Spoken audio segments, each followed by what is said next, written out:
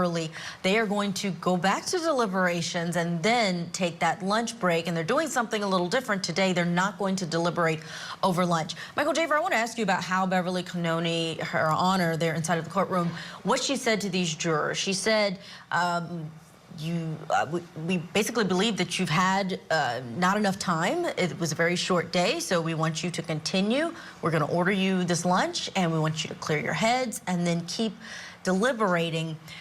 It doesn't go to the point of, I don't think, an Allen charge or a dynamite charge where sometimes judges say you're the best jury to handle this case. I'm sure that through diligence you can come to a decision. It may come to that, but what do you think of the very short instruction that she gave, not only in this situation, but the last question where they wanted something and she basically said, you have what you have?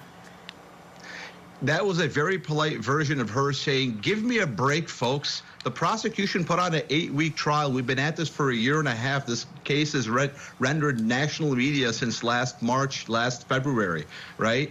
You had 8 weeks of evidence. You had testimony. You had everything. You had just literally more even so than maybe even possibly the O.J. Simpson case. Maybe not, but close, right? And you're going to come back in 3-4 days and say that you can't reach a decision.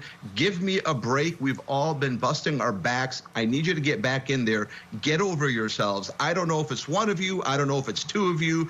She was really, Julia, she was speaking to the minority. She's assuming there's a minority. We don't know. I don't think this is like a 6-6 type of thing. I'm guessing, but this is usually like a 1 or 2 member jury that's saying, I don't believe this, right? And then 10 or 11 saying, I believe that. They've reached a consensus. So she was merely speaking to the minority and helping the majority so that when they go back in there, the majority can look at the minority and say, see, the judge isn't even going to let us go. We got to make a decision. You want to be here another 2 weeks? You got to just agree with us. That's kind of how these things go. So that was a polite way of her doing that. She wanted to throw her weight, and she clearly needed to do it. She needed to throw her weight into this.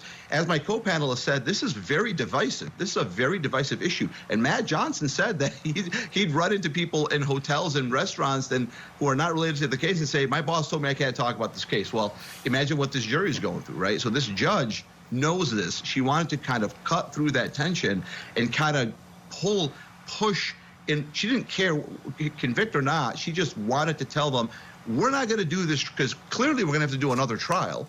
Clearly we have to go through the consequences of you not coming up with a decision is we have to retry this entire case. This has to be in national media. I probably have to release Karen Reed. She's going to become a superstar, and she might have murdered somebody. She might have murdered a police officer, and she's going to make millions of dollars in the meantime.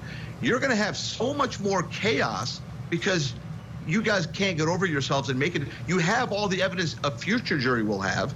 So get over yourselves. I'll buy you lunch for $20. Get yourself back in that room and do your work. This is the work we brought you in to do. Get it done.